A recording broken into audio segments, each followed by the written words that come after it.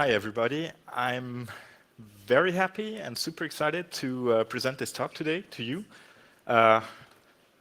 together with my buddy Roland.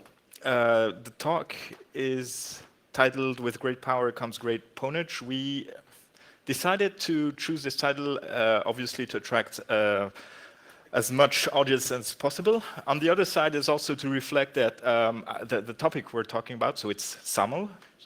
Okay, everybody's still here, good.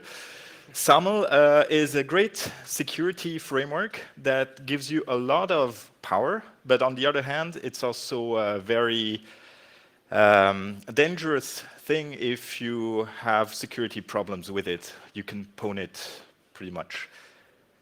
So let us introduce ourselves. So Roland and I both work for Compass Security. We're a local pen tester company. Well, actually, we're in Rapperswil-Jona. That's at the other end of the Lake of Zurich.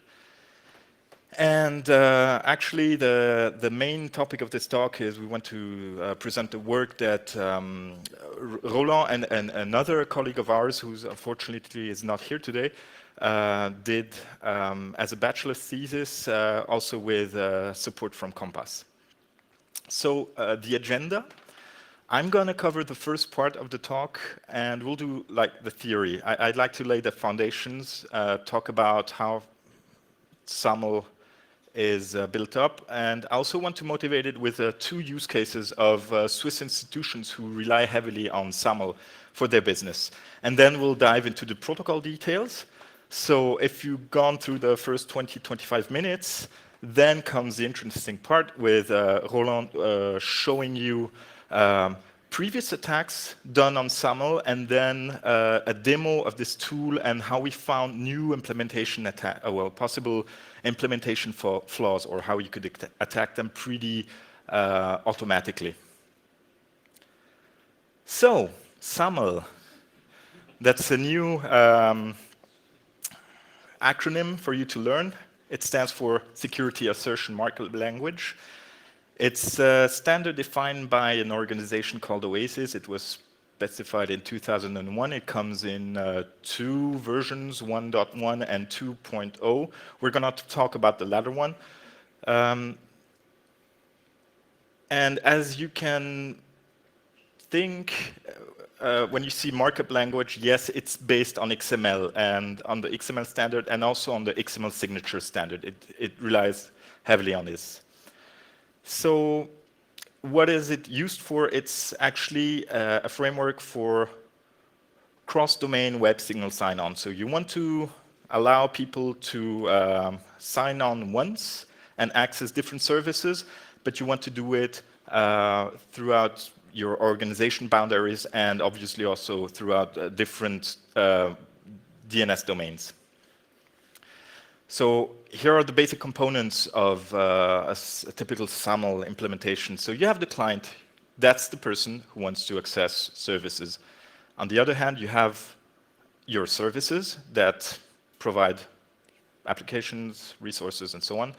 And what you typically have in a Saml setup is that all those services share a common user base. So instead of having all those web apps do their own login, you're going to say, no, we're going to rely on a third party. That's the identity provider. And you're typically going to do the login on the identity provider. The identity provider is going to provide a proof of the identity of the user and transfer it to the service providers who will consume this assertion. So from now on, I'm going to use the abbreviations IDP for identity provider and SP for service providers. So let's talk about those use cases. So the first one is an association called IGB2B. It's a Zurich-based organization, and their goal is to promote the electronic exchange of data between businesses. And in this case, you have on the left side, you have insurance brokers, and on the right side, you have big insurance companies. Those brokers, obviously, so they have a large user base, and for their business, they'd like to contact the insurances and access their web portals, so specifically broker portals, and so they can manage their offers for clients and so on. So obviously, if you're a broker, you would like to have as many connections to as many insurance companies as possible. So what you will typically have is one broker user will have up to 20, like in this case, there are 20 insurers, major insurance companies in Switzerland who are part of this project. They will have up to 20 different logins per user to access those. So this association recognize this as a problem, also as a security problem, because broker users would typically then start to share their tokens or their credentials, so that's not so optimal. What they did is install an IDP. It's well, operated by IGB2B, and they need trust of both parties. They need the trust from the broker side and from the insurance side. And then you could typically, I'm going to switch back to the slide. Here you have, so those roughly 4,000 users need per user 20 access or credentials. So you end up with 20 times 4,000 equals 80,000. In this case, you'll be able to scale it down to 4,000 accounts because everybody logs in with one account, and then he gets access to all of the needed insurance portals. So it's a way to scale down, and so the IGB2B also manages all the identities. It does the identity and access management, and it's a very successful story. So you see over the last 3 years, the user base has been constantly increasing, and I think they're a really a large player in the Swiss market using this technology.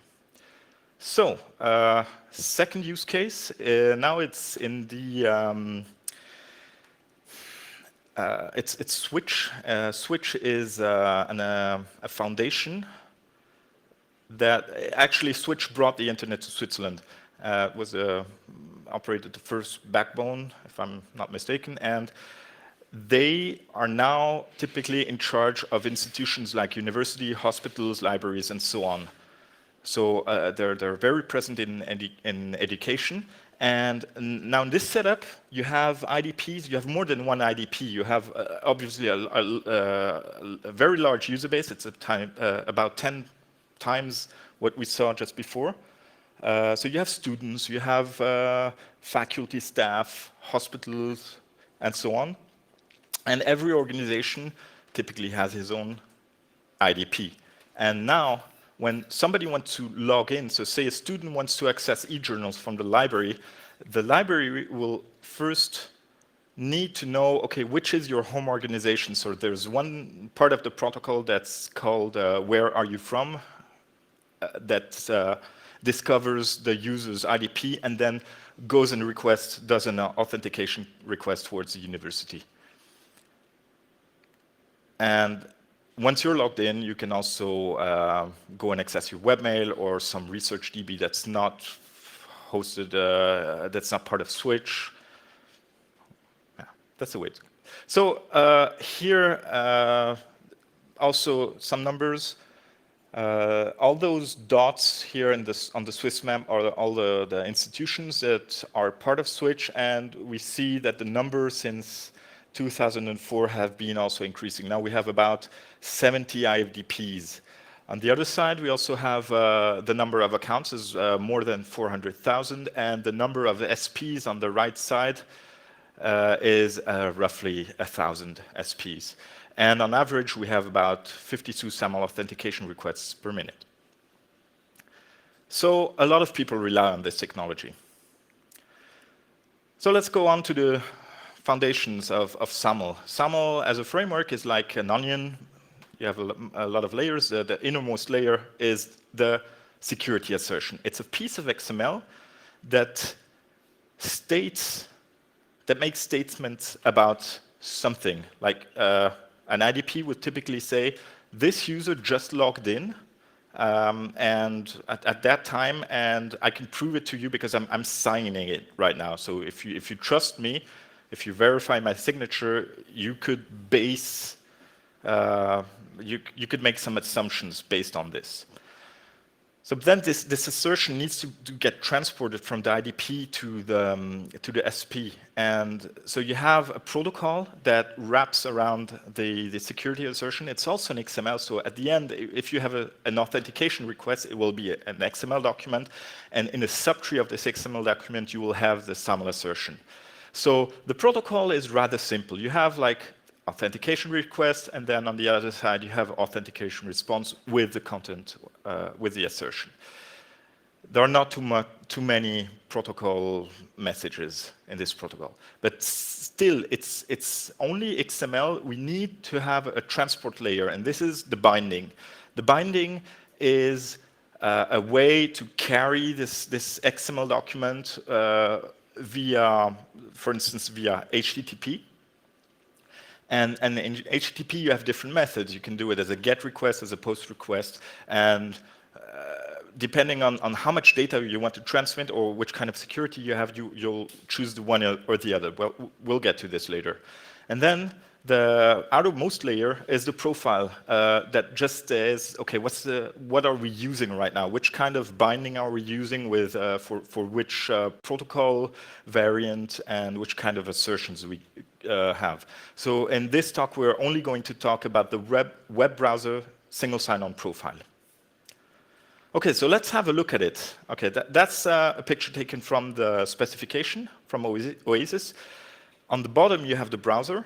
On the top left, you have the service provider, and on the right-hand side, you have the identity provider. So the first step, the client accesses the service provider. The service provider doesn't know the user yet, so he says, I'm not able to authenticate you. I'm going to redirect you via HTTP redirect with an authentication request to the identity provider. Now, in steps 3 and 4, you'll typically have the normal login form, a form-based, well, HTML-based form on which you can log in.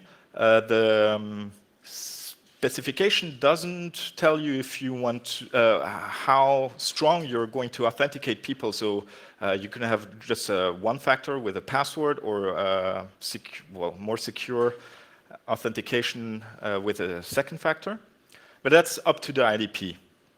And then, if login is successful, the IDP is going to generate a security assertion. It's going to wrap it in a SAML response message, and it's going to relay it over the browser, in this one case, to the SP. This means, I did a red bubble this time, because at this point, the security assertion is exposed. It could be encrypted. Typically, it is not encrypted, but it has to be signed, because otherwise, you could write anything. You could be anyone you'd like to be. So there's another variant that's a bit, well, that's more secure, because you're not exposing the assertion. So the first 5 steps are basically the same. You login is successful. Now the IDP generates the SAML assertion, but we'll keep it. And instead of this, we'll generate a nonce, or we call it an artifact. It's just a reference to the SAML assertion that the IDP is keeping on his side. Now, you're only going to transfer the artifact, and you're going to, the SP will then use it to resolve it via a new interface. It's a SOAP interface, which is called the Artifact Resolution Service. So it's going to take this artifact and get back the SAML assertion. So the benefit here is you don't expose this assertion. So you might think, well, it's equivalent, right? Because I mean, in the other case, in this case, the assertion is signed. You can't tamper it because it's signed, right? But we'll see that maybe it's possible. So the contents of a SAML assertion, roughly summed up, are you first have a little header with a version, a unique assertion ID, and the issue instant, a timestamp that says when has this assertion been issued. Then you have the issuer, which IDP issued this assertion, and then you have a subject. Who are we talking about? That's the user typically, and he has a name ID. The name ID could be anything from a number to an email address. That's a decision to be taken by the implementation. And then you also have conditions. These are kind of like guarantees that the IDP sets. He says this assertion is only valid if you're not using it before this date and not after another date, and also who is intended to receive this assertion. So if you, it's up to the SP to check all these values, because the SP is actually going to base assumptions on these values. Then you have the authentication statement that contains again the authentication instant. That could be a different time than the issue instant, because the authentication could have been this morning, but then the user comes back on the IDP, he has still a valid session, and then the IDP issues a new assertion, but the issue instant now is like this afternoon, although the authentication instant was this morning. So it could be different. And then you have a set of freely definable attributes that you could use to put in anything you want. That can be a source of attack. And then the most important part, obviously, is a digital signature. So the digital signature, you're going to have, optionally, you can have the X509 certificate to say who signed it. Then you have a signature algorithm transforms that we'll talk about just in a minute in the next slide. Then you have the digest, so the hash of the whole XML, and the signature value. So why would we put the X509 certificate within, why would we embed it? In a setup like the one we saw at Switch, you have lots of IDPs, and I mean, every IDP could also have multiple signing certificates, because maybe they're migrating a certificate, or maybe they have, I don't know, just different certificates. So the certificate you have here is just to be used as a reference to say, this is a certificate that was used, but please don't use it to sign, to verify the signature. Use your own. Okay, so let's get to the signature part. So you have the assertion in XML. And as you know, XML is not equal to XML. It could have a dynamic form. I mean, if I wanted, I could write an XML all on one line. Typically, I would like to format it so it's easily readable. But if we are going to calculate a computer hash on it, we have to bring it into a form that's that you could compare on byte level. That means we're going to transform that XML in a canonical form. That's also why we have this C14N that stands for canonicalization, but since it's such a long word, I'll compress it. And then you're going to compute the SHA-1 hash on it to get the digest. So the digest is like a short form that should map to the XML. At the end, you're going to compute an RSA signature on this digest, and then you can include the signature in the XML document. On the other side, the SP takes his trusted certificate and validates the signature with RSA, and he could say go or no go.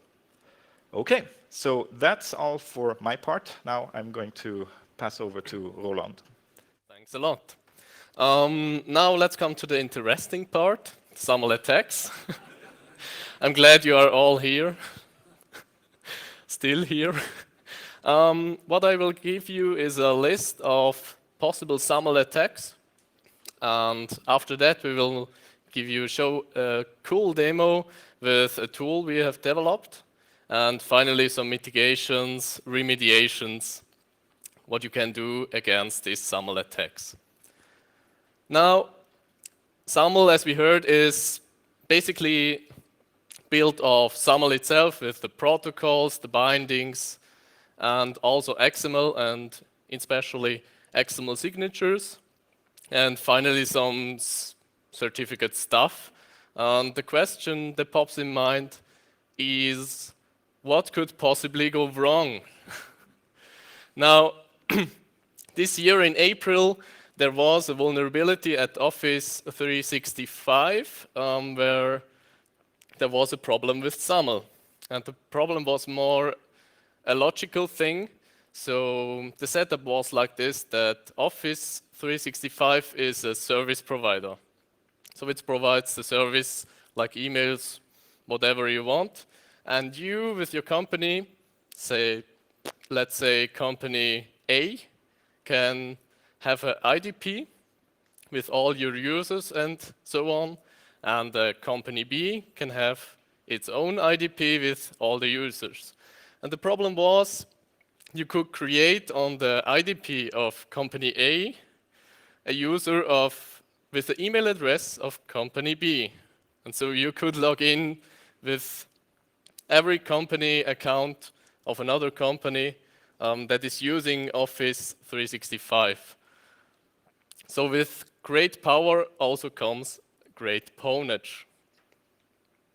Now let's come to some Saml attacks which are targeted against Saml.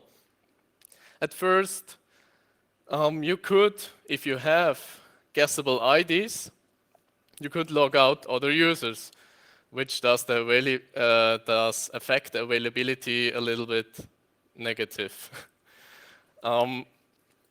Then, if you find such a Saml assertion, like with Google hacking or on Stack Overflow, it is possible there are some Saml assertion, and it is valid and it's posted on its and it's posted as a whole Saml assertion, you could try to replay it. And perhaps if the Saml service provider doesn't provide any mitigations, remediations against message replay, you can log in with the Saml message. Let's come to the XML stuff, the XML signatures, and the simplest thing you could imagine with a signature is you simply delete the signature.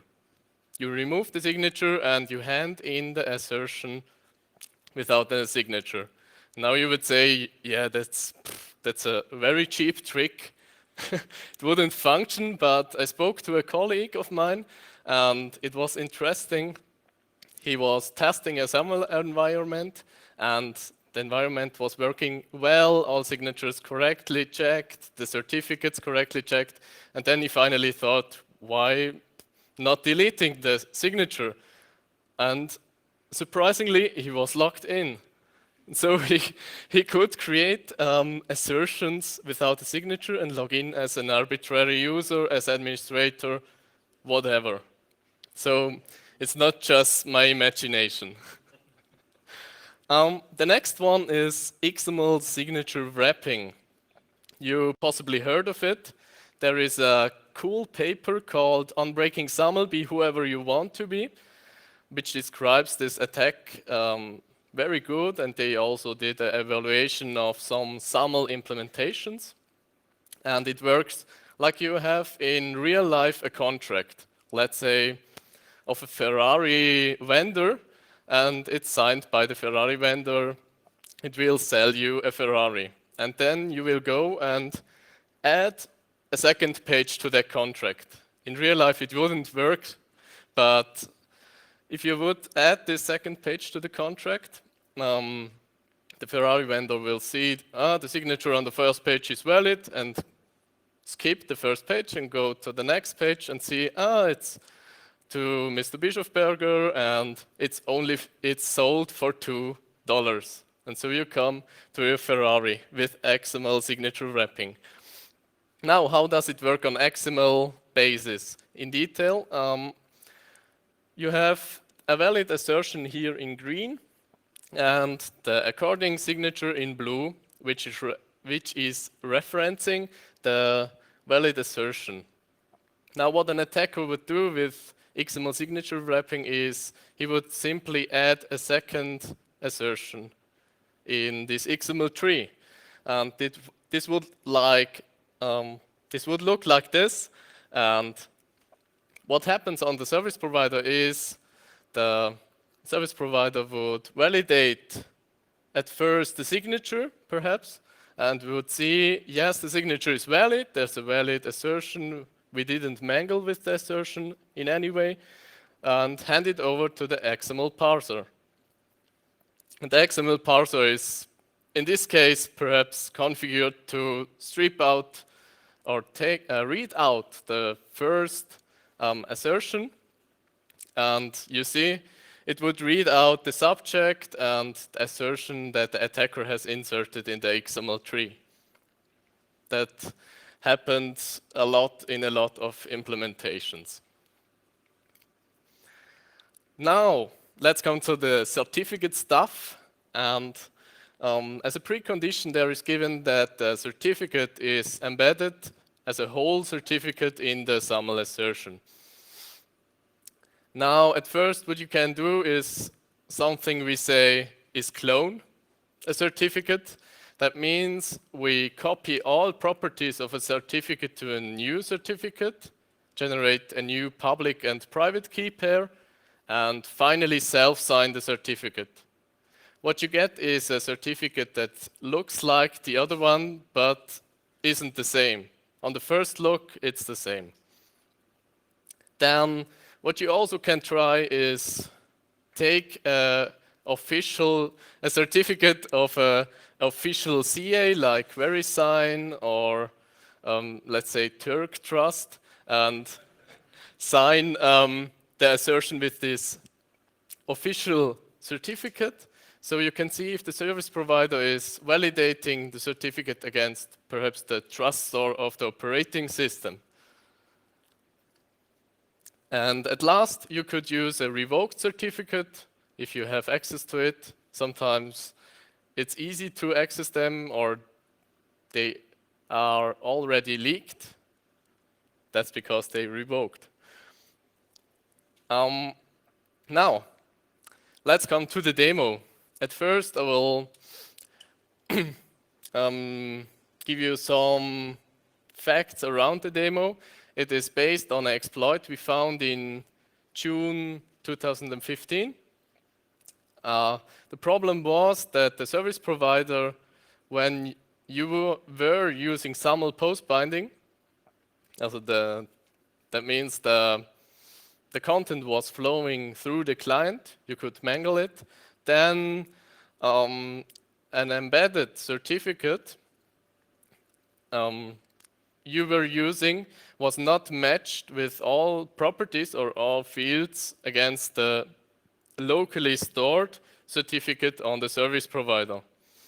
So what we did is simply clone a certificate and so trick the service provider into believing that the certificate is the real one. And finally, the service provider also validated the signature with the embedded certificate we provided. So how does it work in detail? At first, you have to intercept the message, stop it, and decode it. That was done with the burp suite. Then we extracted the certificate out of the SAML message and stored it so we can alter it. Then we had to copy it, create a fake certificate of it. And finally, alter the assertion, change the username to administrator, then sign the whole assertion again, and then encode the assertion and forward it. Now you see, the problem is it's a complicated workflow, and it's time consuming, and its errors are really likely to occur. And also problem is if you pen test SAML environments, SAML assertions, as Antoine said, are only valid for a specific time frame. So you have to do this mangling, this altering of the assertion in a time frame. And with time pressure come errors. Now, the solution is, what we did is we created an extension for Burp. Burp Suite is an interception proxy, and as a fun fact, Burp is not beef. And it's available on GitHub. It's freely available. You can submit your code patches, your features, feel free.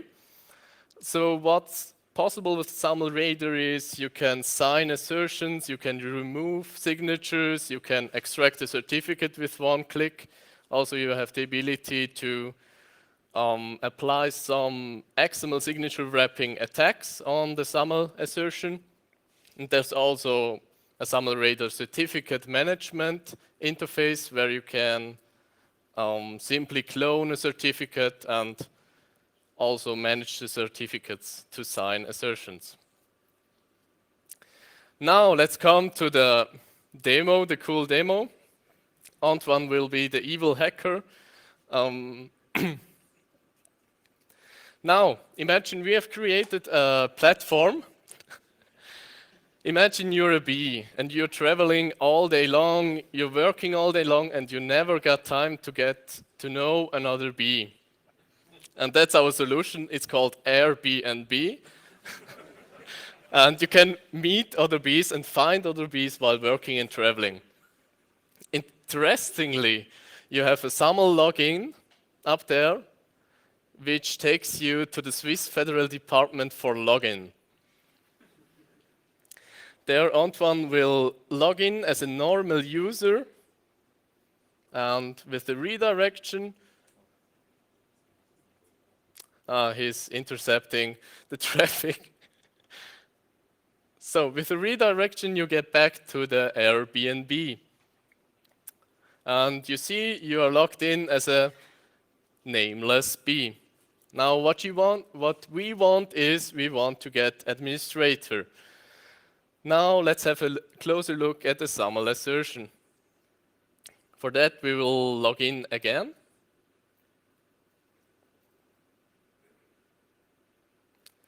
And intercept the Saml assertion. You see it's encoded in base 64, not really human readable for the most of us, I think. And now you can click on Saml Raider and what it does is decode the Saml message and make it human readable. Now, the second part of the exploit is extracting the certificate. Sorry. So, I just want to show that I can try to modify the assertion like so. I want to log in as an admin, so every occurrence of user, I'm going to change it with admin and try to. Okay, now. Okay, I don't know how to get back from this mode here. Okay, and try to forward the assertion as is. And now the backend tells me, okay, you can't do this because you changed the assertion and now the signature is not valid anymore. Okay. So I'm going to log in again on Airbnb. Okay, so since I still have a valid IDP session right now, I don't have to log in again. So for the federal login side, I still have a valid session, and he just issues a new assertion, which I intercepted here. Okay, let's go on. We now want to extract the certificate, as I said, and that can be done simply by clicking on Send to Saml Raider Certs. And Antoine is now changing to the Saml Raider Certificate Management tab, where you see the certificate is already there. And now what we want is to clone it. He has done it already, and what we get is all properties are copied to a new certificate, as said, a new private public key pair, and a self-signed certificate, finally. Yeah. Yeah. It's not finished yet. Hey. Yes, now get out of this mode. So let me show you the properties again. So just clone all those properties: the serial number, the signature algorithm, the issuer, the subject, and so on. And what we do is we now have a cloned version of it, and the only thing that's changed is the public key, obviously, because we need to have the public key that belongs to our newly generated key pair. Okay. Okay. Now what we want to do is change the username in the assertion like we did before. And now sign the assertion with the certificate we can choose on the left side. It's successfully signed. There is a message, a small message. Oh, and just like yeah. And now we can forward it and are hopefully logged in as administrator. And yes, we are the queen bee.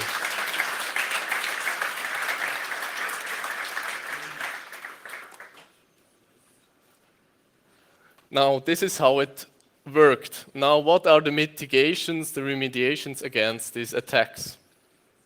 At first, if you're configuring a SAML environment, you could use the artifact binding, because then no client is passing and no content is passing through the client. And that means no mangling with the content of the assertion, with no mangling with the certificates and so on.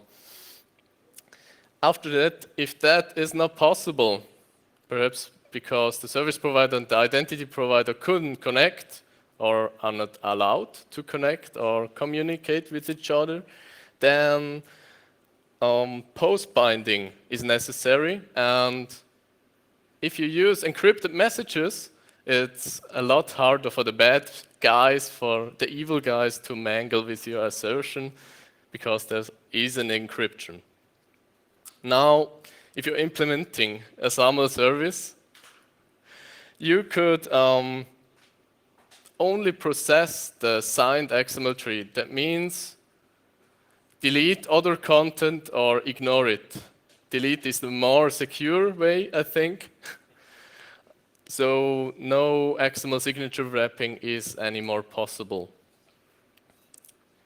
Then please make sure that you not verify the signature with the embedded certificate and the embedded public key, because this could be user provided and don't trust user input. So that's it. I want to give credits to Emmanuel Dus, who has written the bachelor thesis and SAML Radar with me. He is now at holidays somewhere in the Netherlands or Belgium, don't know. These are some links if you want to have a closer look at SAML Radar or the bachelor thesis. So far, are there any questions?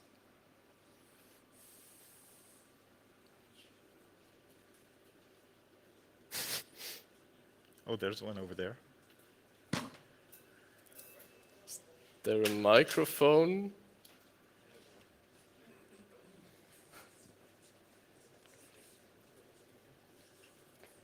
Yeah, hello. So you hear me? Yeah, fine. Okay. Yeah. So you discussed about SAML single sign-on. Today there is another really popular protocol, which is OAuth 2. Are you aware of some attacks on this other protocol? Yes, I think basically what we've shown here, you can also apply to OAuth 2, I'd say maybe more OpenID Connect, which is based on OAuth 2. The thing is, when you exchange a ticket, an ID token in OpenID Connect, you have basically, on a conceptual level, the same things. You have an assertion, and you have a reference to a key and a signature. And so if you're able to trick the consumer into saying, well, you could remove the signature, you could trick the consumer into validating the token with another key you provide yourself, or go and reference another key. So basically, very similar attacks are possible in those settings with OpenID Connect and OAuth. Yes.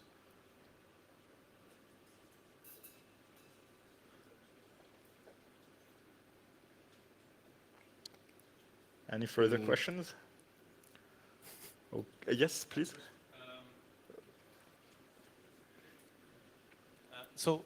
This vulnerability is actually related to the configuration and not with SAML.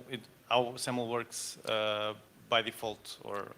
Yes, you're right. It's more than a configuration problem. It's an implementation problem. So we saw that a couple of times after the advisory as well. And typically, those were people that implemented SAML themselves. So they processed the SAML thing themselves. So it's like in crypto, maybe you would advise to tell use a library, don't do it yourself, because there are some pitfalls.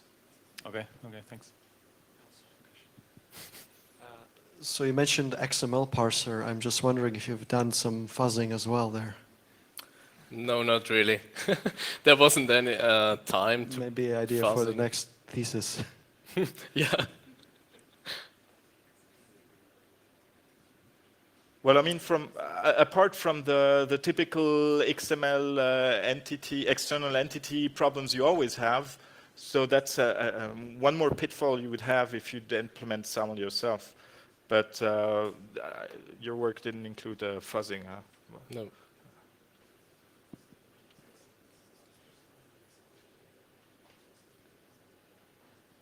No more question? Thanks a lot. So thanks Thank to you. him.